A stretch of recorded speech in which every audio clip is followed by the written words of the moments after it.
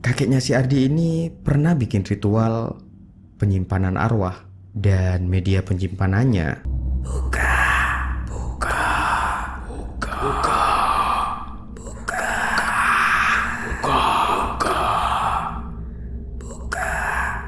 Suara blender dan tawa si Ardi. Mati lu. Mati lu semua. Dan tiba-tiba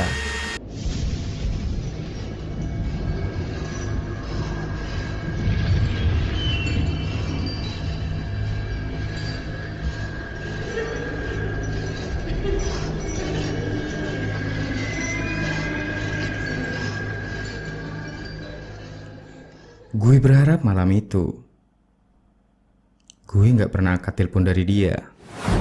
Cuy, lu pernah gak sih ngerasa ada bagian dari tubuh lo yang kayak bukan punya lo sendiri? Bukan karena sakit, bukan pula karena cacat, tapi karena tiap kali lo lihat itu ada rasa asing. Kayak bagian tubuh lo itu hidup sendiri. Nah, gue itu punya temen cuy. Dan serius deh, gue sendiri berharap gue gak pernah kenal sama dia. Sebut saja namanya Ardi. Pertama kali ketemu dia tuh pas gue lagi nongkrong di depan PS dekat pasar lama. Si Ardi ini tuh orangnya pendiam banget. Kalau ngobrol itu dia tuh selalu pakai hoodie. Bahkan siang bolong panas-panasan, si Ardi ini tetap pakai hoodie. Awalnya sih cuy, gue kira si Ardi ini sok misterius. Tapi ternyata si Ardi ini nyembunyiin tangannya. Dan malam waktu pertama kali gue ngeliat isi hoodie tersebut cuy, akhirnya gue pun ngerti kenapa hidup si Ardi ini hancur pelan-pelan. Si Ardi ini cuy, dia tuh lahir normal. Minimal itu sih kata nyokapnya. Tapi di saat si Ardi ini umur 5 tahun, mulai muncul benjolan-benjolan kecil di sela-sela jari tangannya. Awalnya tuh munculnya kecil banget, kayak daging tumbuh biasa. Tapi anehnya cuy, tiap tahun tuh nambah dan bentukannya itu makin aneh. Kata si Ardi nih, kalau benjolannya itu dipegang, benjolan itu rasanya hangat. Kadang benjolannya itu gerak sedikit, kayak semacam ada denyut. Di saat si Ardi ini masih SD, teman-teman sekolahnya tuh mulai sadar. Ih, tangan apaan tuh? Itu jamur ya? Jangan salaman sama dia. Dan lu tahu lucunya, guru-guru si Ardi ini juga pura-pura nggak lihat. Kayak semua orang itu sepakat buat nganggep itu normal. Padahal itu nggak normal sama sekali. Si Ardi ini pernah cerita ke gue cuy. Waktu si Ardi ini masih SD, dia itu pernah nyoba motong salah satu benjolan itu pakai gunting kuku. Dan pas kepotong, si Ardi ini ngedenger suara tangisan. Bukan dari luar, tapi dari dalam kepalanya. Sebenarnya cuy, yang bikin serem itu bukan benjolan yang ada di tangan si Ardi, tapi orang tuanya. Setiap si Ardi ini nanya soal tangannya, mereka itu langsung ganti topik. Kayak ada rasa ketakutan. Dan bapaknya si Ardi ini cuy, pernah mukul meja. Cuman gara-gara si Ardi ini minta buat datang ke dokter spesialis. Jangan pernah dia papain. Kalimat itu selalu diulang-ulang terus sama ayah si Ardi. Dan anehnya lagi nih cuy, tiap malam Jumat, nyokapnya Ardi ini selalu ngunci Ardi di kamarnya dari luar. Katanya sih biar si Ardi ini gak ngelindur. Tapi kalau dipikir-pikir ya, masa iya si Ardi ini cuma ngelindur pas malam Jumat. Begitu si Ardi umur 14 tahun, si Ardi ini mulai sadar sebenarnya yang dikunci itu bukan dia, tapi sesuatu yang ada di dalam kamarnya. Karena tiap malam Jumat jam 2 pagi, tangan si Ardi ini selalu gerak sendiri. Gerakannya tuh pelan, dan gerakannya itu ngetuk tembok.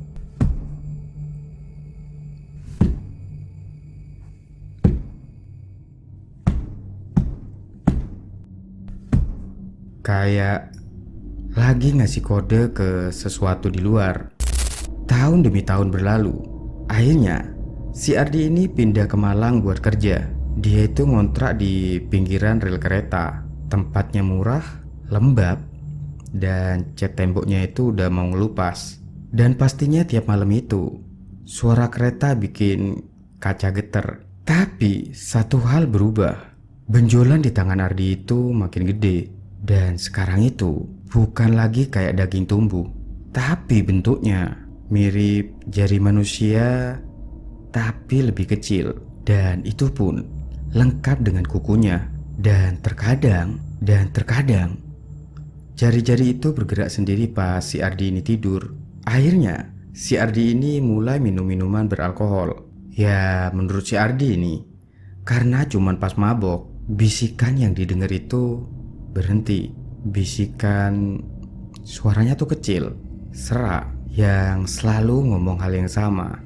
Buka, biar kami keluar. Malam kejadian itu, gue itu lagi video call sama si Ardi. Jam nunjukin jam 1:30 pagi. Dan kelihatannya si Ardi ini mabuk berat cuy. Nafasnya tuh ngos-ngosan. Dan di belakang si Ardi, gue ngedenger suara blender yang nyala. Dan saat itu gue sih ketawa. Woi Di, masa apaan lu jam segini? Si Ardi cuma diem. Terus dia bilang, Gue pingin bebas. jujur sih, cara ngomong si Ardi waktu itu bikin bulu kuduk gue merinding. Dan mukanya saat itu pucat banget cuy. Dan di mejanya ada botol Jack Daniel yang udah sisa setengah, sama tali torniket yang udah ngikat kedua lengannya. Dan terlihat sekali cuy, tangannya waktu itu udah biru. Dan saat gue ngeliat itu, gue pun mulai panik. Di, lu ngapain? Jangan goblok lah. Si Ardi ini cuma tersenyum. Dan itu senyum kelihatan kayak orang yang udah capek hidup. Akhirnya gue bisa motong mereka. Kemudian Ardi ngarahin kamera handphonenya ke blender. Tutupnya udah dibuka dan blendernya tuh masih nyala. Dan suaranya tuh kenceng banget cuy. Dan belum gue sempet ngomong lagi, si Ardi ini udah masukin tangan kirinya. Gue sih udah pernah lihat video kecelakaan, udah lihat film-film gore macam Ghost in Shell. Tapi suara itu beda. Bukan suara daging aja, tapi ada suara yang lain. Kayak ada suara puluhan orang yang lagi menjadi bareng-bareng. Si Ardi pun teriak. Blendernya pun menceratin cairan merah. Kamera handphone pun jatuh. Dan saat itu gue cuma bisa denger suara blender dan tawa si Ardi. Mati lu. Mati lu semua. Dan tiba-tiba mendadak sunyi. Dan gue pun ngedenger sesuatu deket mikrofon si Ardi. Suaranya tuh kecil, serak. 5 lagi. Asli, waktu itu gue langsung matikan handphone gue. Dan gue pun gak bisa tidur sampai pagi. Keesokan paginya gue putusin buat pergi ke kontrakan si Ardi. Dan sesampainya di sana, pintunya itu gak dikunci. Dan begitu gue buka pintunya, langsung tercium aroma bau busuk. Kayak bau got dicampur bau amis darah. Blendernya sih masih nyala, tapi udah rusak. Dan di lantai si kontrakan si Ardi ini, cairan merah itu udah nyiprat kemana-mana cuy. Tapi si Ardi ini gak ada di sana. Yang ada itu cuman potongan jari-jari kecil yang tumbuh dari tangan si Ardi. Potongan jari kecil itu tuh banyak sekali cuy, berserakan di lantai kontrakan si Ardi. Dan semuanya bergerak, ngeliat, ngerayap. Kalau lu mau bayangin sih kayak cacing, tapi itu jari-jari kecil. Terus dari dalam kamar mandi, terus cuy, dari arah kamar mandi, gue tuh ngedenger suara aneh, atau suara daging jatuh. Dan di saat gue buka pelan, dan gue cuma bisa berharap gue gak harus buka pintu itu. Dan ketika pintu kamar mandi terbuka cuy, si Ardi ini sudah berdiri di depan kaca. Dia itu telanjang dada, dan tangannya udah hancur sebelah. Tapi di seluruh badan si Ardi ini sekarang muncul benjolan-benjolan baru, dan jumlahnya itu ratusan. Dan benjolan-benjolan itu gerak semua cuy.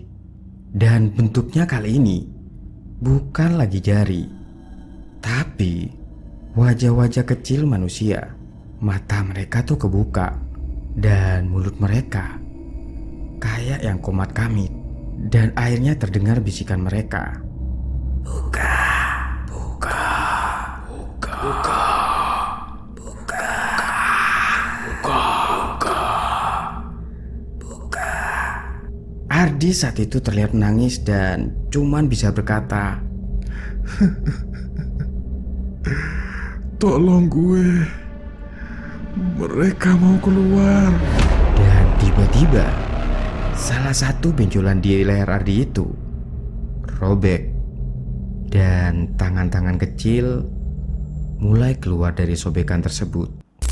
Akhirnya polisi pun datang dan kasusnya langsung ditutup. Menurut polisi, si Ardi ini overdosis alkohol. Tapi cuy, gue itu nggak berhenti sampai di situ. Gue pun mulai nyari tahu, dan pada akhirnya gue nemu sesuatu tentang keluarga si Ardi. Kakeknya si Ardi ini dulunya adalah penganut aliran sesat. Bisa dikatakan kakeknya ini dukun. Dan katanya sih, kakeknya si Ardi ini pernah bikin ritual penyimpanan arwah. Dan media penyimpanannya bisa lo tebak? Yap, benar. Media penyimpanannya adalah keturunannya sendiri. Jadi tiap generasi mereka tumbuh secara pelan-pelan dan nunggu cukup kuat buat lahir. Dan si Ardi ini harusnya menjadi wadah terakhir. Dan 3 minggu setelah Ardi hilang, gue dapat kiriman email tanpa subjek. Dan isinya itu video, durasinya cuma 13 detik. Si Ardi ini lagi duduk di ruangan gelap. Mukanya itu kurus banget cuy. Dan dia itu berbisik ke kamera, "Jangan pernah motong mereka." Kemudian kameranya turun, dan di kedua tangannya itu sudah tumbuh lagi, lebih panjang, lebih banyak, dan semuanya ngerayap sendiri. Dan sebelum videonya selesai, semua jari-jari kecil itu nunjuk ke kamera, kayak mereka itu sadar ada gue yang lagi nonton. Yap, dan itu tadi cuy adalah adaptasi cerita dari salah satu cerita creepypasta dengan judul The Grove. Sebelum berpisah, jangan lupa like dan share video ini. Dan jangan lupa juga klik tombol subscribe dan lonceng notifikasinya agar tidak ketinggalan video-video selanjutnya. Gue Mo, see you next time and peace out.